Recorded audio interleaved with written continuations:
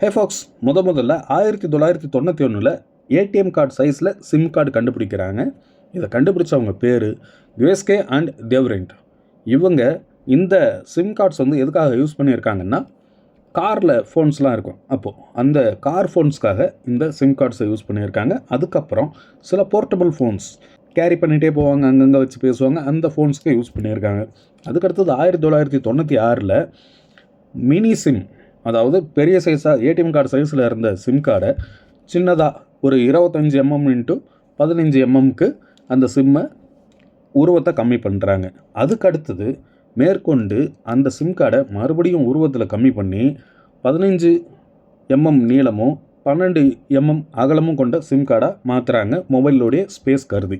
அதுக்கு அடுத்தது இப்போ நம்ம யூஸ் பண்ணுற மொபைல்ஸ்லாம் பார்த்தோம்னா நேனோ சிம், அதாவது இந்த நேனோ சிம்முடைய அளவு பார்த்திங்கன்னா 12 mm நீளம் இருக்கும், 8 mm அகலம் இருக்கும்.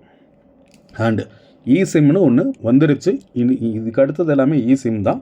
அந்த இசிம்முடைய சைஸ் பார்த்திங்கன்னா 6 mm நீளமும் 5 mm அகலமும் இருக்கும். ஸோ இந்த 1991 சிம் கார்டு வந்துருச்சு அப்படின்னா, ஏடிஎம் கார்டு எப்போ வந்துச்சு, கிரெடிட் கார்டு எப்போ வந்துச்சு, ஏடிஎம் கார்டு முதல்ல வந்துச்சா, கிரெடிட் கார்டு முதல்ல வந்துச்சா, இதான உங்கள் கேள்வியாக இருக்குது. ஹலோ,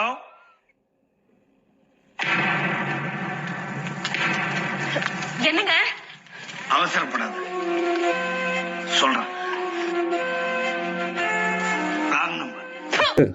சொல்கிறேன். முதல்ல ஏடிஎம் கார்டு வந்தது 1967. பார்க்லே அப்படிங்கிறவர் தான் ஏடிஎம் கார்டை கண்டுபிடிக்கிறாரு. அண்டு லண்டன், நியூயார்க்கில் ஃபஸ்ட்டு ஒரு ஏடிஎம் மிஷினை வைக்கிறாங்க 1969. பல பேரை கடன்காரனாக ஆக்கின அந்த கடன் அட்டை கிரெடிட் கார்டு எப்போ வந்துச்சுன்னு தெரியுமா? 1949. நம்ப முடியலையா? மெக்நமாரா அப்படிங்கிறவர் ஏதோ ஒரு ஹோட்டல் போயிருக்காரு. அந்த நேரத்தில் இவருடைய வேலெட்டை, பர்ஸ் எடுத்துகிட்டு போக மறந்துட்டாராம். ஸோ அந்த கன நேரத்தில் உதித்த ஐடியா தான் கிரெடிட் கார்டு, அதாவது கடன் அட்டை. இந்த ஐடியாவை ஃபஸ்ட்டு ஒரு ஹோட்டலில் ஸ்டார்ட் பண்ணியிருக்காங்க. அந்த கடன் அட்டை அப்படிங்கிறது என்னென்னா, அந்த மாதம் முழுக்க அந்த ஹோட்டலில் போய்ட்டு சாப்பிட்டுக்கலாம், சாப்பிட்டுட்டு கடைசியில் பில்லை கொடுத்துக்கலாம். இதுதான் அந்த கடன் அட்டையோடைய சிறப்பு அம்சம் தான். அதுக்கு அடுத்தது அந்த கடன் அட்டையை கொஞ்சம் கொஞ்சமாக அக்கம் பக்கத்தில் இருக்கிற கடைகளும் அக்செப்ட் பண்ண ஆரம்பித்தாங்க.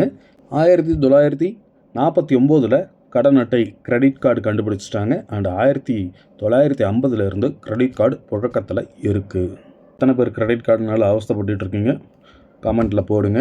என்னுடைய கிரெடிட் கார்டை நான் 2018 வாங்கினேன். 2019 உடச்சி பெட்ரோலை ஊற்றி கொளுத்திட்டேன்.